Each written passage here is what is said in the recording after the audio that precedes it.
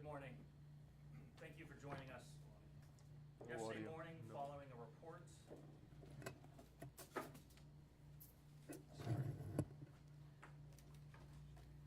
Yesterday morning, following a report of a stolen vehicle, Cincinnati police officers were involved in a shooting in East Price Hill that resulted in the death of one man.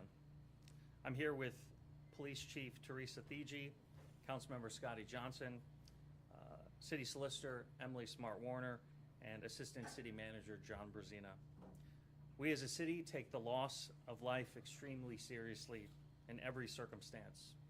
It is always a tragedy, and it's a tragedy here today.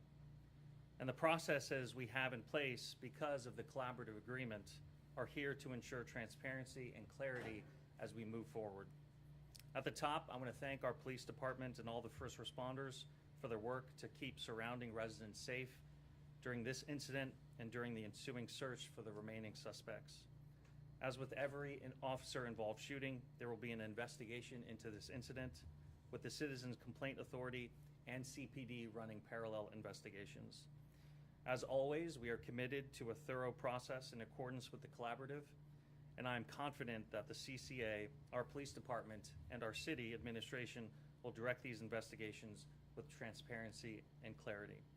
Thankfully, all the responding officers were unharmed. Thank you, and I will now invite Teresa Thigi to speak.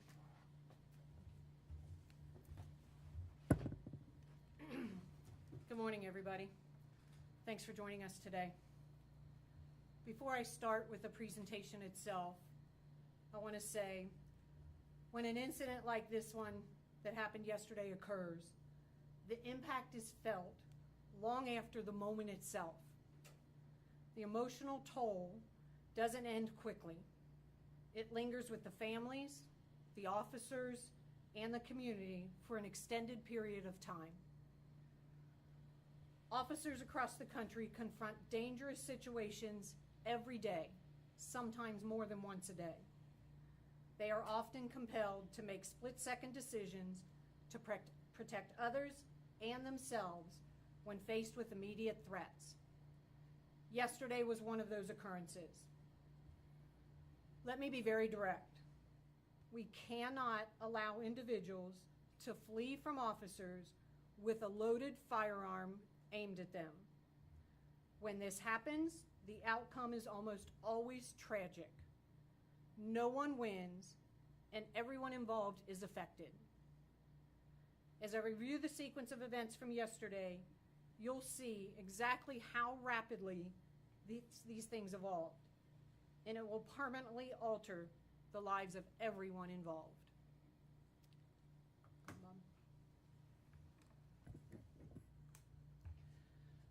So to give you an idea, this is 2500 Warsaw. I'm going to step out in front for a minute.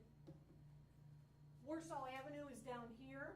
This is the long driveway. It goes up a hill. Where the incident occurred is at the dead end of the parking lot back here. You'll see vehicles there now. You'll see a photo. The stolen car that we're going to talk about was backed into a parking spot back there.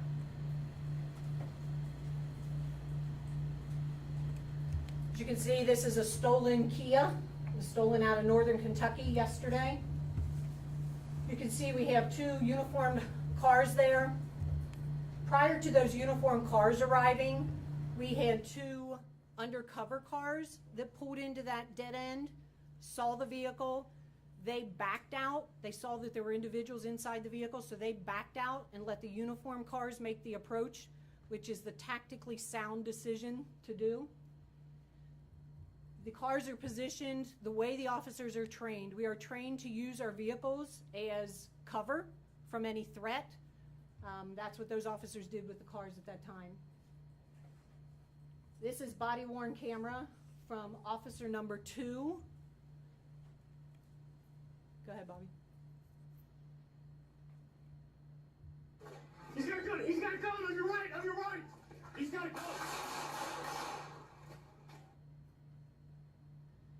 So just to give you an idea, we have the two uniformed cars, we have two officers, there's 4 individuals in the stolen vehicle. All 4 individuals get out and start running. some in different directions. So officers decide which individual they're going to pursue. One officer decides to pursue the individual who we now know had a firearm in his hand. The other officer pursued another occupant that fled from the vehicle, and that'll be significant here in a moment when you see. So this is a still image. Again, I'm going to step out front. The car is parked over this way, okay? They are chasing the individual. So officer number 1 is chasing this guy right here, okay? This is the guy we ultimately end up shooting.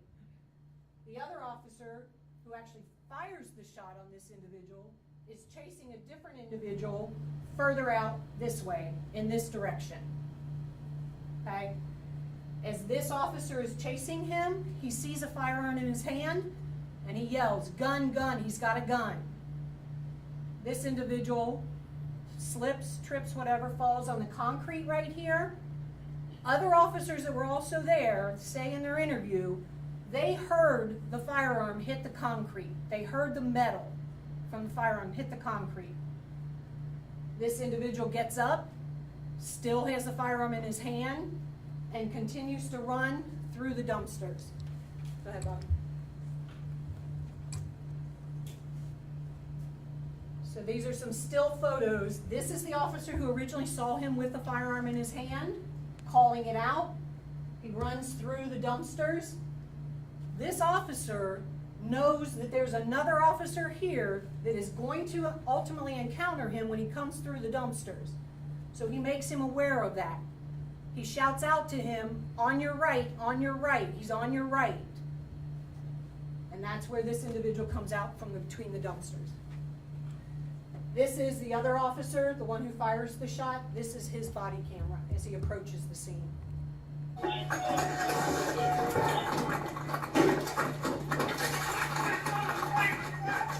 Good. Get the fuck down.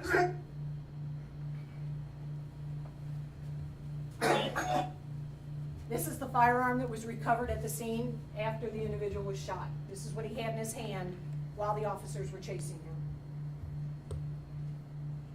It's just a photo of it here at Criminalistics. Remember I told you he fell on the concrete and the officers said that they heard the metal hit the ground? There are 3 spots on here where this gun has scratches on it. We believe those occurred when he hit the ground with the firearm. What type of firearm is that, Chief? Semi-automatic. I don't know the make and model. This is a second. Sorry, Bobby, can you go back one frame, please? This magazine was in the firearm. That's an extended magazine, so it holds more rounds. Go ahead. This is a second magazine that was located in his sweatshirt pocket, his jacket pocket. And that is the magazine from that second magazine. This is another firearm that was located inside the stolen vehicle. This is a firearm that was also stolen out of northern Kentucky sometime yesterday, early yesterday morning. Approximately, we believe, based on timelines, this was stolen from a vehicle in northern Kentucky, and then they went on to steal the vehicle that's involved in the incident. So because we are still attempting to 100% verify the individual's identity, the individual who we shot, we're going to list him as John Doe until we can 100% verify that for you. The other 3 individuals that were in the car all ran. This was an extensive search for these individuals. I don't know if anybody's familiar with 2500 Warsaw. It is steep terrain, both directions from that parking lot, heavily wooded. They ran into that area in different directions, and we happen to have as hours of the day that we had several canines available and our drone operators available. So we deployed both of those, got some assistance from community members who were calling us, and we ultimately apprehended this gentleman as well as this gentleman. We still have another person we're looking for. We are attempting to positively identify him, and we'll continue to search for him. As you know, per Marcy's law, we're not going to reveal the officers' names, the officers who were involved, but here is their information. Been on almost 11 years, fugitive apprehension. Been on almost 24 years, fugitive apprehension. This is the scene afterwards. I want to point out this incident, from the time they bailed from the vehicle and police were chasing them to the time the individual was shot, 6 seconds. 6 quick seconds. But the officer's responsibility didn't end there. They did very admirably trying to save this gentleman's life by administering different variations of medical aid until the fire department responded. And this is the, you can see the medical debris, and then this where the firearm was.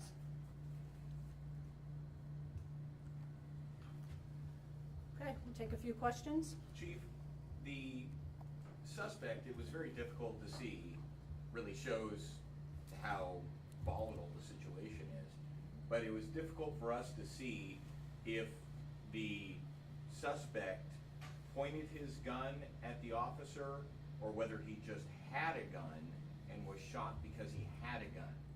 Can you tell why the officer shot the suspect?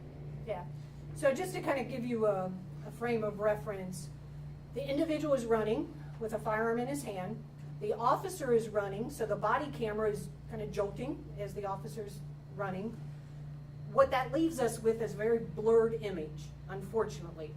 However, based on the officer's interviews, the officer who did discharge his firearm said that when the individual came out between the dumpsters, he had the firearm in front of him. It was in like a bladed position, and it was pointed at the officer.